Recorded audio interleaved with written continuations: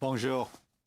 On commence tout d'abord par faire le point sur le nombre de cas de COVID-19 au Canada. On compte aujourd'hui COVID-19 cases in Canada. There are now 24,804 cases of COVID-19, including 734 deaths. We've noted previously that a significant proportion of these deaths are linked to outbreaks in long-term care facilities in several provinces. Sadly, because COVID-19 can have a prolonged course, these deaths will continue to increase, even as the epidemic growth rate slows down.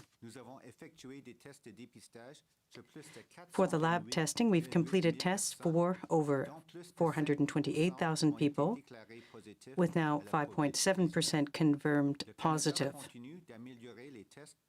as Canada continues to improve testing to track where the disease is spreading. To save lives, families, communities, and businesses across Canada have shifted their behaviors to help break the chains of transmission of COVID-19. Though this challenge is nowhere near over, and we will have to work just as hard to get all the way down to a new normal, how soon we get there and what that new normal will look like will depend on the actions we take now. We need to work just as hard to get down to a new normal, and we need to continue working hard. We know that physical distancing works to reduce the number of people who get infected. And once low enough, the epidemic will run out of fuel. One thing is certain. If we want a best-case scenario, we need to give it our best effort. We cannot prevent every death, but we must prevent every death we can. And we must absolutely protect our seniors. So stay home and save lives, and let's give it our best effort to plank the curve and then crush it. Thank you. Merci, Dr. New. On va maintenant entendre la ministre Bibeau. Thank you, Dr. New. We'll now go to Minister Bibeau. Bonjour à tous. Good afternoon, everyone. Today, I'm pleased to announce $50 million to help our farmers and food processors to put in place measures to take into account the 14-day quarantine. $50 million to help farmers, food and seafood processing employers put in place the measures necessary to follow the mandatory 14-day isolation period required of all workers arriving from abroad. Let me tell you why and how our government is taking one more step to help our farmers and food processors continue their vital work of feeding the nation, while protecting the health and safety of Canadians. Les femmes et les hommes qui travaillent au sein de notre chaîne d'approvisionnement alimentaire. Men and women working on our farms are doing exceptional work to ensure that we have access to affordable, diverse foods. Before the pandemic, the sector was facing a serious labor shortage. Each year, despite the fact that some 60,000 people come into the country, some 15,000 remain unfilled. And this year, the numbers will be even higher. In some regions of Canada, the production of fruits and vegetables depends on the contribution of experienced foreign temporary workers right up to harvest time. They work in processing facilities as well for fish and meats, and they help to fill our store shelves. In our food supply chain are essential to ensuring Canadians have access to a variety of high-quality food at a reasonable price. In many regions in the country, the production of food, particularly fresh fruits and vegetables, relies on the contribution of experienced temporary foreign workers, right from planting season to harvest. We count on them to fill our shelves. The same goes for fish, seafood, and meat processing plants. This is why we granted an exemption for temporary foreign workers, along with other foreigners with work and student visas from traveling to Canada. But like all foreign nationals arriving to Canada during the COVID-19 crisis, they must follow a strict mandatory 14-day isolation period. Évidemment, comme tous les Canadiens qui reviennent de l'étranger, ces travailleurs doivent Like all Canadians, these foreign nationals arriving in Canada must enter a quarantine period of 14 days. We have been, in fact, discussing the matters with employers, and I can tell you they're committed and invested in protecting the health of our communities and their workers. This paid period will lead to additional costs for employers, namely to provide accommodations and so to help growers and food processors to deal with these extraordinary costs. The federal government is adding an additional amount for all. These isolation rules come with a cost for businesses. That is why today I'm pleased to announce that the new federal support provides employers with $1,500 per worker to help put in place the measures necessary to comply with the strict public health requirements. This exceptional program will be available as long as the Quarantine Act is enforced and the isolation protocol has to be followed. Government authorities will follow up regularly, and employers or workers who do not comply will face severe sanctions and fines. At the same time, there continues to be thousands of jobs available in our food sector. Cet investissement de 50 millions de dollars s'ajoute aux gestes que nous avons. This investment is in addition to steps we have taken to strengthen food security for all Canadians. $100 million to improve access to food for vulnerable Canadians. The possibility of a $40,000 interest-free loan, with the first $10,000 being forgivable. Extending loan deadlines under the advance payment program to help farmers manage cash flow. Allowing all businesses to defer income taxes, GST, and customs duties, and giving $5 billion in additional lending capacity to Farm Credit Canada to help producers, agribusinesses, and food processors remain financially strong during this difficult time. I'm very proud of the strong and resilient food system we have in Canada. Step by step, we are giving our farmers and food processors the tool they need to continue their vital work. We will be there to support them throughout this difficult period. En terminant, je veux remercier encore une fois les producteurs. In closing, I'd like to thank food and agricultural producers, people working in processing plants, truckers, inspectors, grocery store workers, volunteers at food banks, and everyone who's contributing to offering us good quality, diverse, and affordable foods. Thank you. Thank you, Minister. We will now hear from Minister Schultz. Good afternoon, Salud, and thank you very much for joining us today. This pandemic has presented everyone with challenges.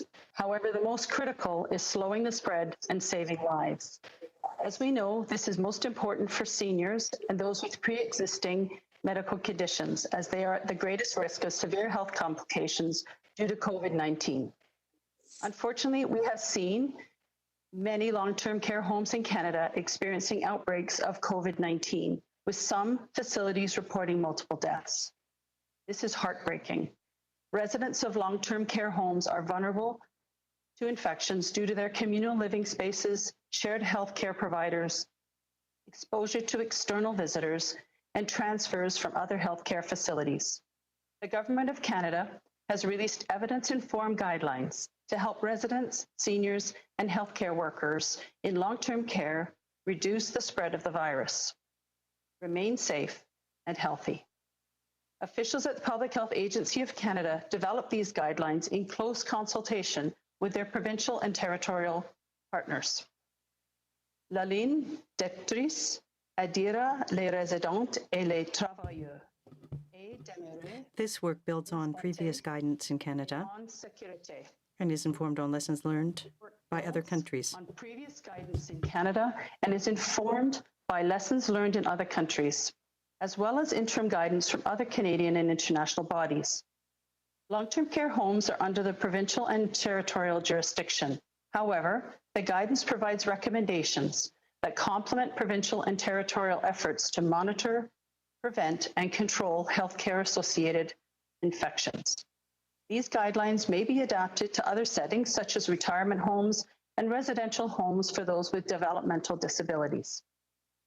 The key recommendations include measures such as restricting visitors and volunteers to only those deemed essential for basic medical or compassionate resident care, screenings before every staff shift or essential visitor entry and daily for residents, ensuring staff do not report to work with symptoms, and if they develop symptoms at work, are tested and excluded from work, requiring staff, essential volunteers, and visitors wear a mask during the duration of their shift or visit, providing training on infection control measures, such as proper hand hygiene and use of personal protective equipment, routine additional cleaning, especially for high-touch, high-risk surfaces.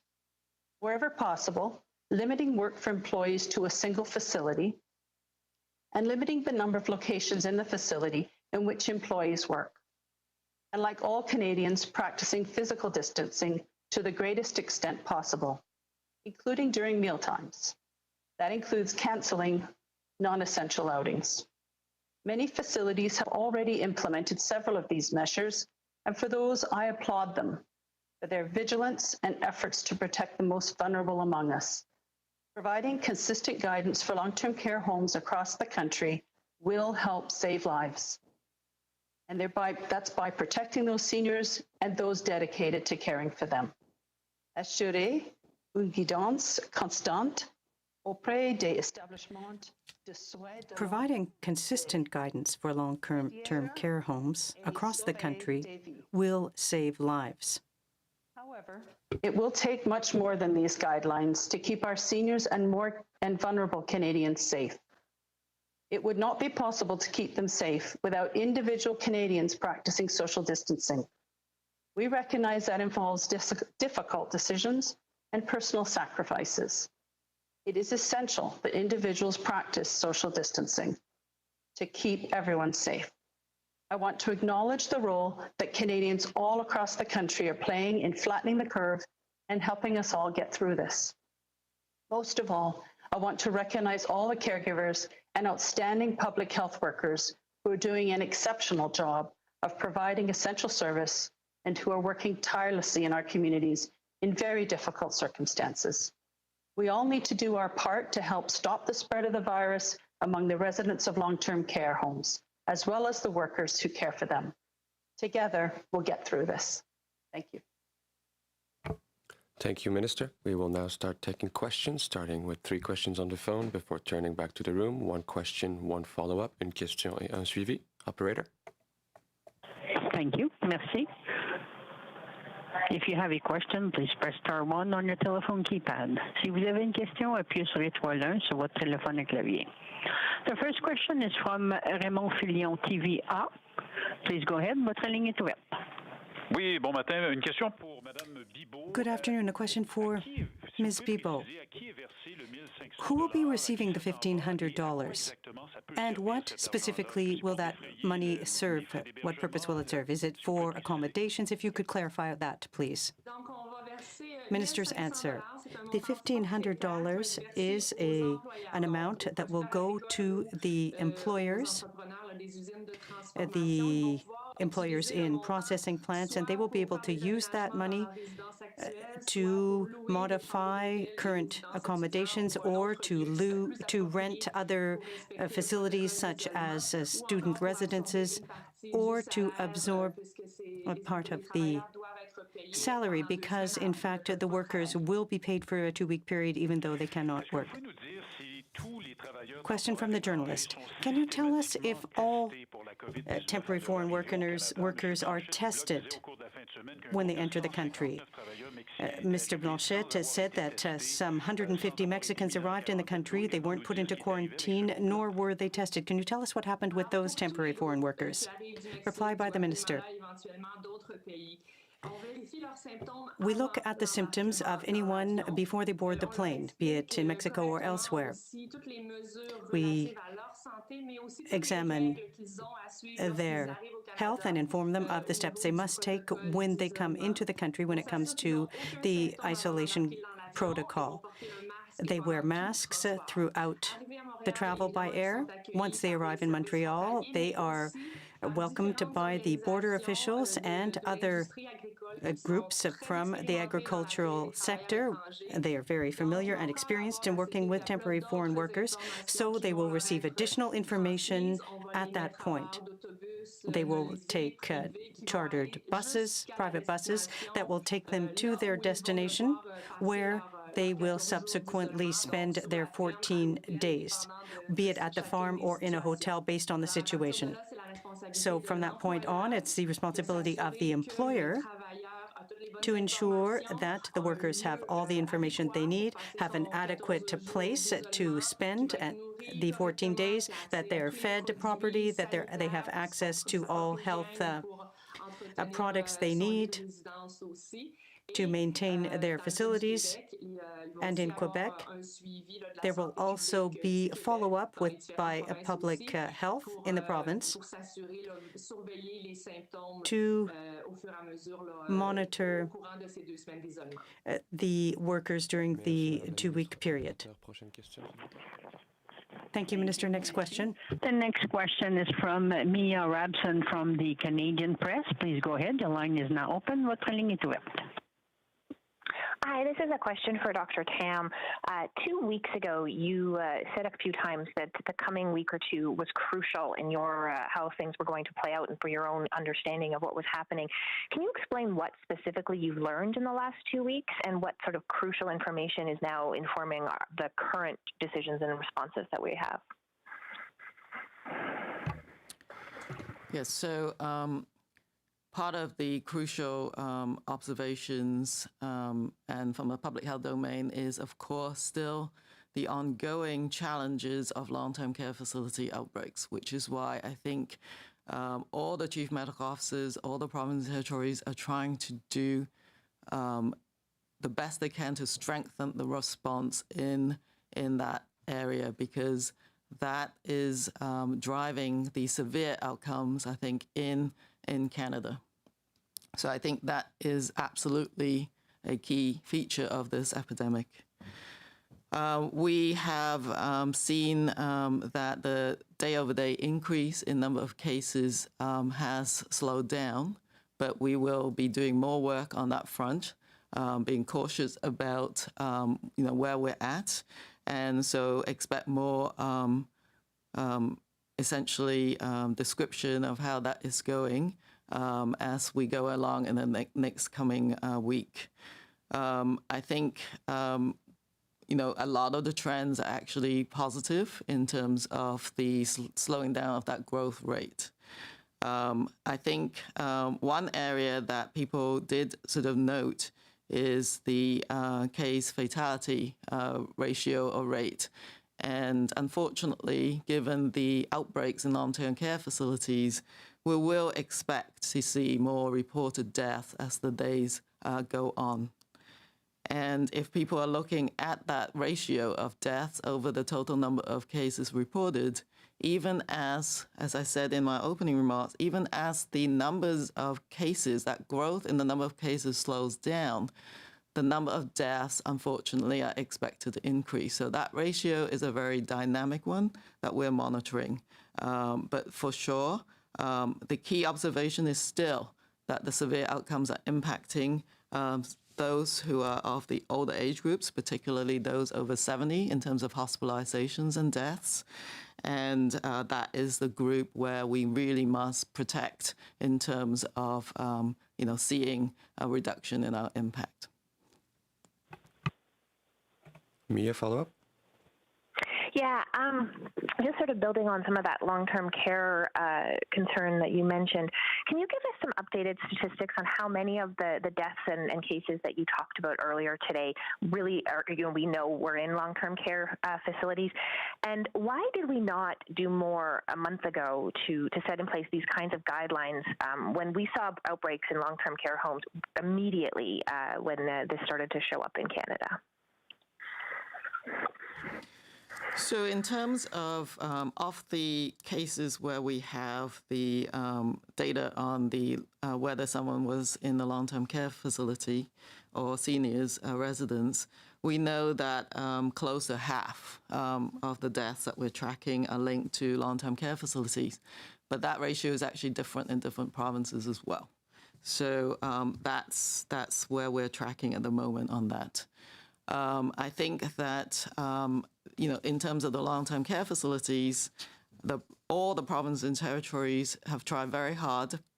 As you can sort of recall, some of the initial outbreaks occurring started in British Columbia and then, of course, impacting all the larger provinces. And as all the health system, the public health officials are trying to strengthen their response, there was lessons learned and some of the key observations that were then built into these interim guidance. And I stress interim only because most of our guidance need to be updated on an ongoing basis. So this one, we will have to sort of look at that as we go along. But it's a sort of collective wisdom, if you like, from our experts that work in long-term care, infection control expertise, as well as what the provinces have had to work through and in the last weeks. Thank you, Doctor. Operator, next question, please. Thank you. Merci. The next question is from Lina Dib, La Presse Canadienne. Please go ahead. La ligne est ouverte. Yes, hi. Maybe Dr. Tam, we could go on this line of thought.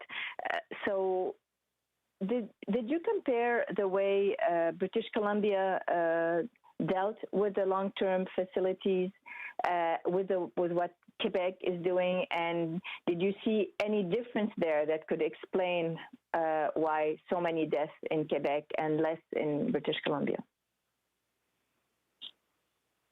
Well, I think almost all jurisdictions are essentially trying to deal with the outbreaks in long-term care facilities. So that's really across the board. But as people learn more, it's a very collaborative table amongst the chief medical officers. We all learn from each other in terms of what could be improved. And so, and some of the guidance will support them in doing so. And so I think policies that Minister of Seniors has outlined with some of those key pieces, they're not always easy to roll out. We do have a very varied landscape in terms of long-term care facilities in both the private and public sector. And for sure, going forwards, the key lessons learned from this pandemic is that we really need to improve on infection prevention control and some of how we manage, to protect both the visitors, volunteers, healthcare providers, and staff.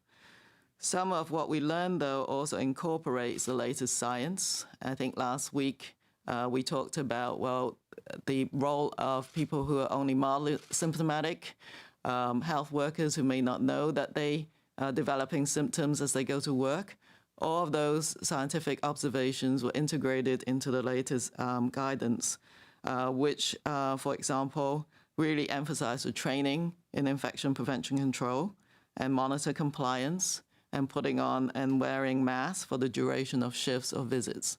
That is not something that was previously systematically integrated into different jurisdictions' approaches, partly because that's the evolving science as we learn it as well. So I think we will all learn as a country and as a society, I think, about how we protect seniors and residences with underlying medical conditions, some of them very complex under those circumstances, and that we have to reduce the introduction of such outbreaks into those facilities. And that will absolutely have to be a priority as this epidemic evolves as well. Lina, en suivi? Oui. Mon autre question, thank you, Dr. Tam. Mon autre question, c'est pour vous, Madame Bibeau. My other question is for you, Minister Bibeau. You announced that foreign temporary workers would be coming in and asked the producers to ensure the quarantine. Now you're helping them financially. I'd like to understand why. It's one of the last that continues working. Why did you decide that they too needed funding? Answer from the minister. The food industry, including producers, is facing serious difficulties when it comes to human resources, having enough workers in the fields and in the plants. They also need to put in place prevention protocols to protect their Canadian workers, and that too has an impact on production and on their ability to process, and that impacts what we can buy from producers. With respect to temporary foreign workers, we didn't have all of the criteria in place. We now are talking about an active measures to enable them to work in the fields. But now we have changed that. They must go into isolation for 2 full weeks, and so employees will have to pay 2 weeks' salary. They may also have to modify their living conditions or rent hotel rooms, for example. So that will represent significant costs for employers. Thank you, Madam Minister. We'll now go to questions in the room. Okay. I've got questions about the new rapid tests from Spartan Biomedical. These things have just been really approved by Health Canada, and I'm wondering about some details about like how long it will take till they're actually in use, who's going to get priority, and where are they going to go first? Yeah, so this is the one component of our strategy to improve on lab testing in Canada. Because they are more portable and they can be used nearer the patient, if you like, and they are quite rapid in terms of the turnaround time. The idea, I think, is to prioritize these to more remote areas that have less access to the more central laboratories, so that it would not require any transportation time for the specimens to be sent. So this, together with other more near-patient type testing, will be prioritized for communities that actually have difficulties, transporting the lab tests and to reduce turnaround time. So I think that is the strategy going forwards. So I think, the procurement side is constantly being updated in terms of how much we can actually get from this particular supplier.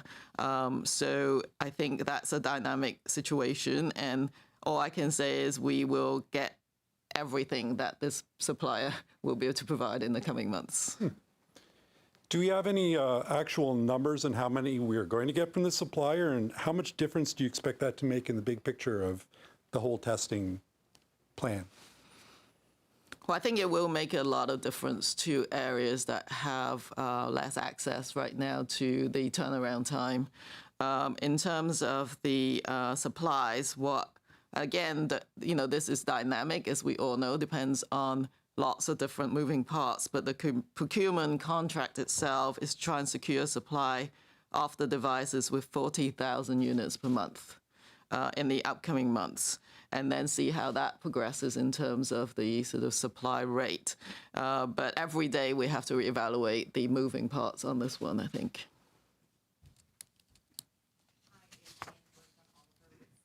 National News. Oh, is the mic on? Now it is? Okay, it's Annie Bergeron-Oliver with CTV National News. The latest data shows that about 73% of all cases are related to community transmission. So why can't every person who wants a test get one, including staff and residents in long-term care facilities?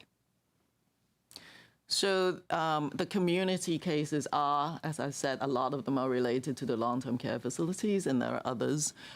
So they are the priority. They will always be part of the priority groups for the provinces and territories. That's the agreed upon laboratory testing strategy. And so all jurisdictions are looking at the testing for those kind of settings for sure. Okay. And the government issued new recommendations on Saturday to long-term care facilities, but that did come weeks after the pandemic started. What tougher regulations is the government considering to prevent what is happening in Dorval from occurring elsewhere? And is the government considering any type of additional funding to help underpaid workers in these long-term care facilities? Because guidelines enough won't be enough if people don't feel comfortable going to work. Mm-hmm. So you've brought up some very important points because we need to support workers who are going to work in those long-term care facilities. So these are in the jurisdiction of the provinces and territories. And again, you will see that it's not just these guidelines, but different jurisdictions are already putting in place different policies to strengthen the support for long-term care facilities, including how to restrict movement between the facilities but keep the workforce going. So you will see different strategies being implemented in different provinces, but all to shore up the actual human resource in those facilities. And also, some jurisdictions have looked at the financial supports to even out the sort of rate of pay, if you like, between the private and the public sector. So you are seeing some of that, for example, in British Columbia. But I will leave it there. I don't know if our minister would like to say anything on that front.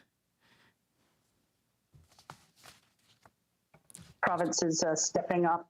And we've got, BC did $10 million to enhance the infection protection measures and to improve the quality and safety of these facilities.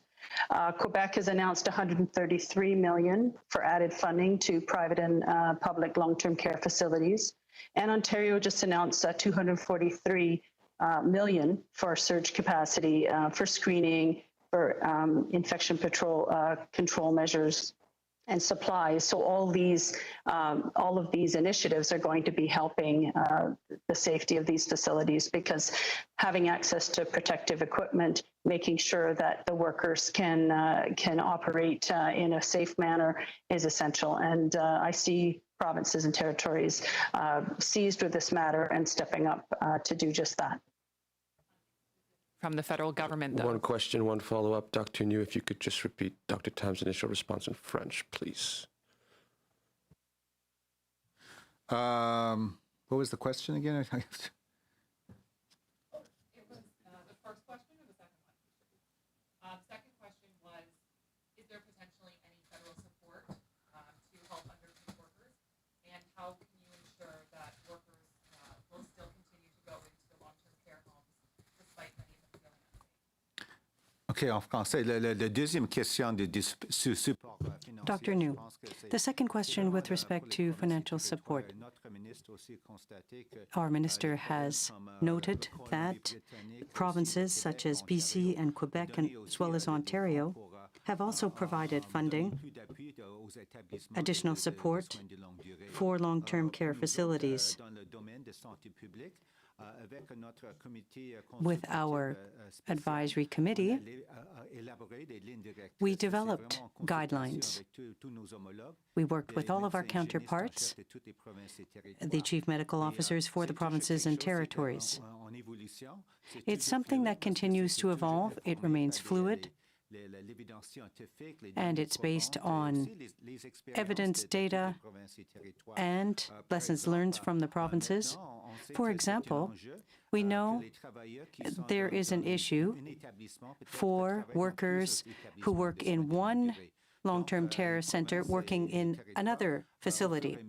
So the provinces have taken measures, or taken steps rather, to put in place measures so that a worker remains in a single or the same long-term care facility. Something else we put in place in a number of facilities based on our guidelines deals with visitors. Visitors are limited. And that is an essential issue.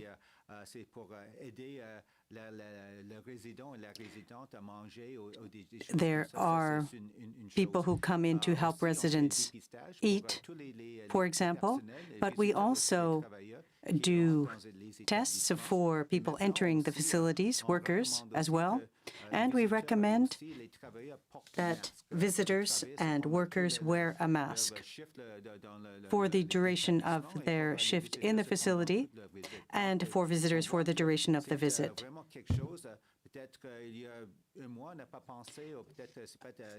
A month ago, perhaps it wasn't as clear that that was the direction we should be moving in. Now it has become clear we're moving with the guidelines and adapting. So we're always up to date based on scientific evidence. Bonjour, Christian Noël de Radio-Canada. La question est pour la ministre. Christian Noël, Radio-Canada. The question is for Minister Bibeau. Minister, given your answer earlier, based on my understanding, there are a number of measures in place to ensure that the quarantine is respected, that the temporary foreign workers are healthy, but there isn't systematic testing. My question is why? Why not? Answer from the Minister. Well, it's based on the ability or to do the testings. We monitor the situation and symptoms of workers before they leave, for example, Guatemala or their country of origin. We check to see if they have symptoms at the airport and every day during the isolation period. If they do develop symptoms, then we do testing, but it's not something that we do when people are symptom-free. So we do clearly monitor the situation and follow the recommendations from the Public Health Agency and the Province of Canada. Question by the journalist. When it comes to the funding that will be provided, the workers we're talking about say that the rules aren't complied with. They live in cottages, some in small rooms where there are too many of them. Some of them aren't being paid during the isolation period. Some don't get money for food, so they have to go out and buy groceries, even though they're supposed to be in quarantine. Are you aware of those problems, and what are you going to do with the funding that you're giving to the employers if they don't follow the rules? Answered by the Minister. We need to make a distinction between the ones who are here and who have been here for several weeks and months before the isolation protocol was put in place. As we all did, they were out and about, and so we need to make a distinction between those people and the ones who have recently arrived and the fact that there is a protocol in place. For the ones who have just arrived, there are no compromises that can be made under the isolation protocol, and the sanctions will be severe for the employer and the worker. This is something that everyone is taking very seriously, employers especially, because they take to heart the health of their workers and the communities. They want to have healthy workers in 2 weeks down the road, but also financially speaking, it can be very costly. And it can even include prison sentences if they don't honor the protocol. We'll now go to the phone for 3 questions. Merci, thank you. We have a question from Alex Balingal from the Toronto Star. Please go ahead. Votre ligne est ouverte. Just going back to the new guidelines, why is it that you aren't putting forward, the federal government, more resources to help long-term care facilities implement these guidelines? And are you able, as the federal government, to make these guidelines mandatory so they're not just guidelines, I guess, but they're actual rules? So if I could please, the guidelines are there. They have been developed in cooperation and coordination with public health across the country, public health agencies across the country. It's I think rather than, as you know, it's a provincial jurisdiction.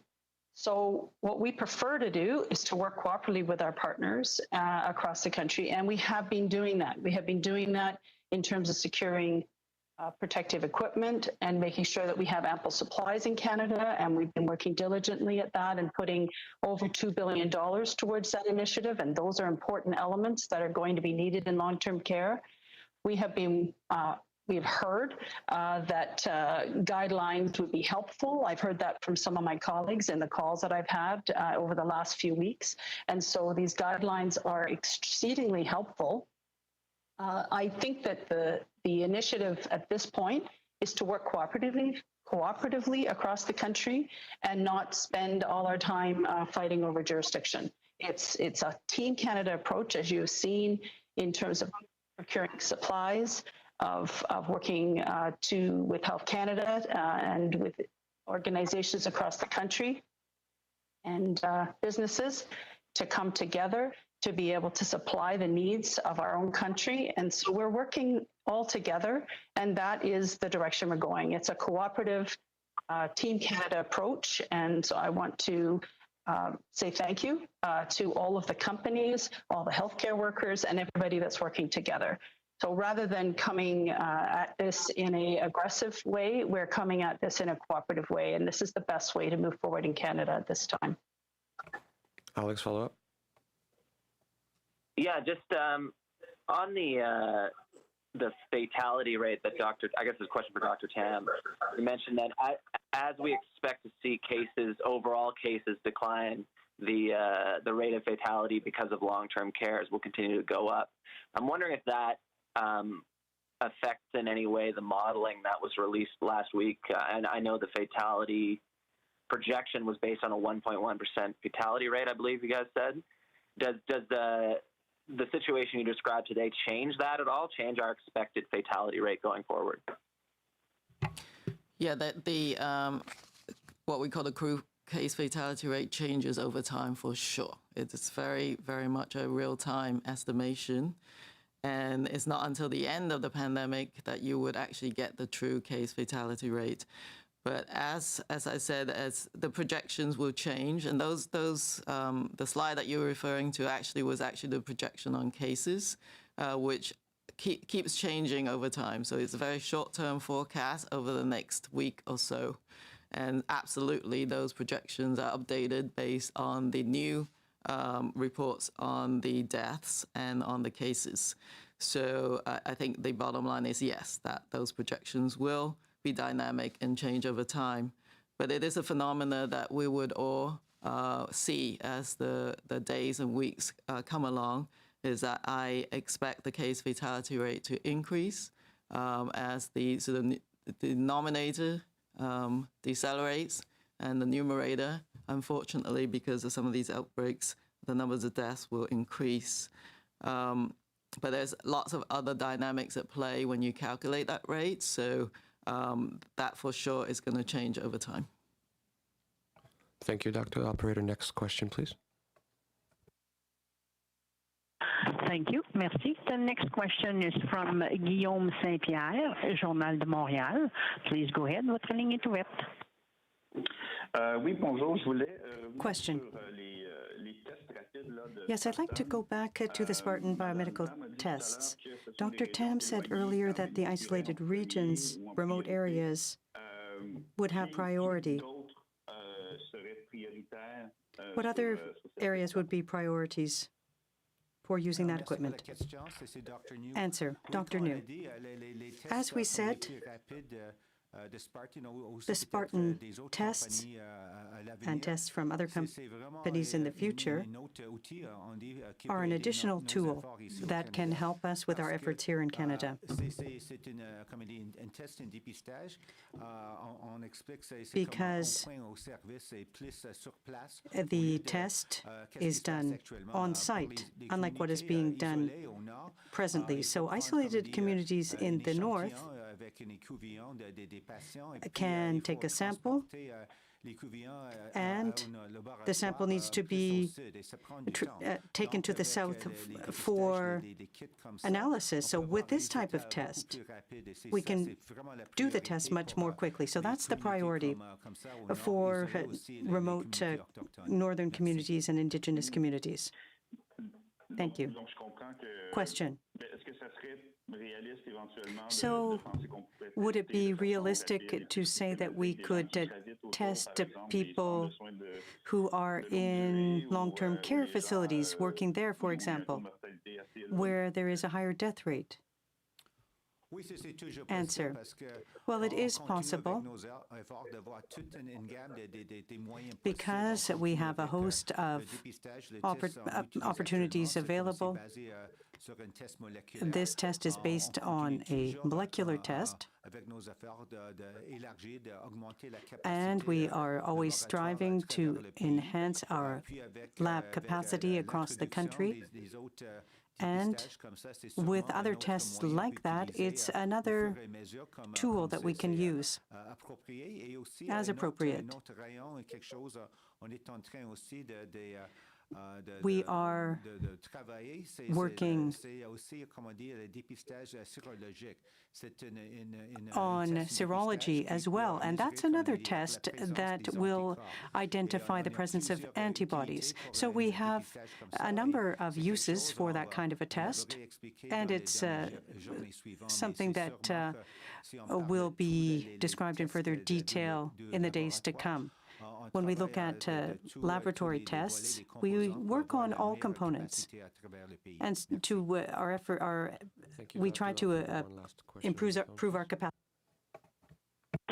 Thank you. The next question is from Sharon Kirky from the National Post. Please go ahead. Votre ligne est ouverte. Great, thank you. Dr. Tam, I have a question. On Friday, South Korea reported that 91 COVID-19 patients that were believed to have recovered from the disease tested positive for the virus again just before hospital discharge.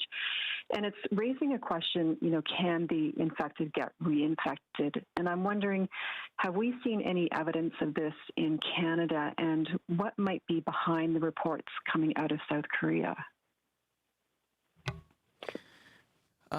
I think there's many different hypotheses. First of all, I think is to verify the information. So getting our international partners to expand more on what is actually happening, and maybe, yes, having an international collaboration in terms of looking at what happens to someone who has initially been infected. We actually don't know if the test positive, I think it's a PCR test, means that there's any viable virus in that particular person. So that's one of the first questions that aren't actually answer. And of course, looking at the clinical course of the individuals over time. And I think it stresses the fact that we know very little about this virus in terms of the immunology, how the human body actually mount an immunity and what actually happens in the longer term. So those are all very pertinent research questions for sure. And I have just one more question. There's a concern that the sort of one-size-fits-all social distancing, the shelter-in-place strategy, isn't feasible, especially over the long term when considering the economic impact, that it overprotects the young and underprotects the old. And given, as you say, that the severe burden of disease is primarily among people 70 and older, isn't there a more reasonable strategy here? I mean, how do we protect seniors while easing the restrictions on people who are not nearly so vulnerable? Extremely pertinent questions again. So one of the most important epidemiologic research question is the role of children, not just whether they are severely, whether they're mildly impacted or not in terms of severity, is the role that they play potentially in transmission. So it is something that the international community is working on. Because, of course, some of the measures, such as do schools resume, dependent on that experience. Of course, we do have countries that are a little bit ahead of us in their epidemic. So we will be trying to learn from some of those experiences of some of those measures being gradually turned off, as it were. For sure, I think prevention of disease impact to the at-risk population is still key. But I just want to emphasize that as we see this epidemic slowing down, we cannot let go of our public health measures in the near term until the whole of that epidemic wave comes to the bottom of that curve. We cannot relax those measures. But we are looking at, and some of the modeling is going to try and help us to look at those dynamic models as to which type of public health measures, as they go up and down, will impact the actual transmission or spread of the disease. So absolutely, we'll be looking at each of those components. Thank you, Doctor. Bonus question. Dr. Tam, Tom Perry with CBC News. Health Canada has now approved the Spartan test. The Premier of Alberta, Jason Kenney, has said, though, that he'd be willing to buy tests or treatment based on the approval of other countries. And I'm wondering what you think about that, about the Premier saying that. Does that suggest to you that Health Canada is being too slow to approve testing treatments in a time of crisis? I think we're exploring every single avenue, including tests that are approved by other countries. But Health Canada does have existing regulations pertaining to urgent public health need. So, for example, if certain treatments are approved in the United States or in European countries. We are going to take you now to Toronto, where Doug Ford, the Premier, is speaking. Let's listen. We wish you all the best. I know for many of you, Easter looked a little different this year. But I hope you found ways to connect with family and friends while doing your part to stay at home. I want to say thank you to everyone who worked this long weekend, our heroes on the front lines, in the healthcare sector, in grocery stores and pharmacies, and all other essential services. On behalf of everyone in this province, thank you. I want to recognize our developmental services workers looking after those in group homes. It's heartbreaking to hear stories like what happened at Participation House in Markham. Minister Smith's team has been working around the clock to help. And I know that Minister Calandra has been working directly with the CEO of Markham Stouffville Hospital to address the situation.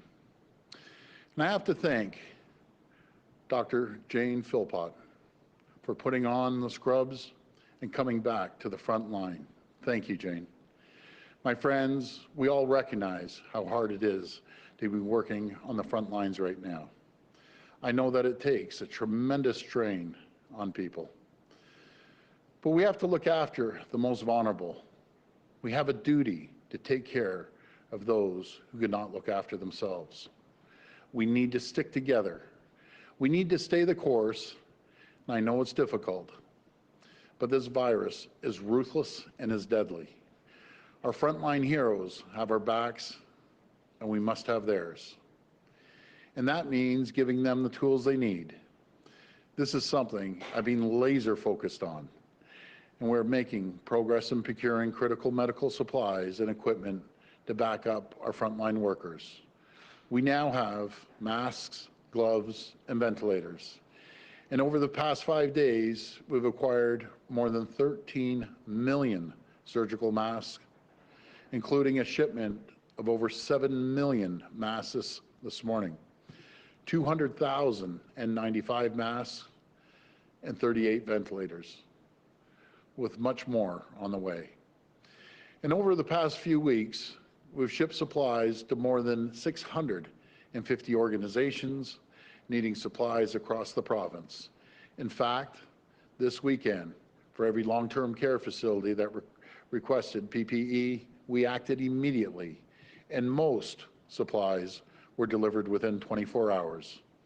This weekend alone, we delivered over 6.5 million surgical masks to hospitals, long-term care homes, and retirement homes across the province. We're getting thousands of donations every day, thousands of offers to help from grassroots organizations like Conquer COVID-19, from institutions like Queen's Universities, where students and researchers who are working hard to invent and build a low-cost ventilator, from people who just want to do the right thing, like the anonymous donation of 3,500 masks and 20 cases of hand sanitizer dropped off at Minister Clark's constituency office in Brockville. But there's still much more to be done. As Canadians, we need to have each other's backs. And our neighbors in Alberta have committed to ship a generous donation of supplies and equipment. That includes 250,095 masks, 2.5 million procedural masks, 15 million gloves, 87,000 goggles, and 50 ventilators. I want to thank my good friend, Premier Jason Kenney, and the people of Alberta for this generous donation. By standing together, united, by being part of Team Canada, because I've seen what we can do when we come together in the face of adversity. We always answer the call. We're always ready to help. And this pandemic is no exception. Thank you, and God bless the people of Ontario. I'll pass it over to Minister Elliott.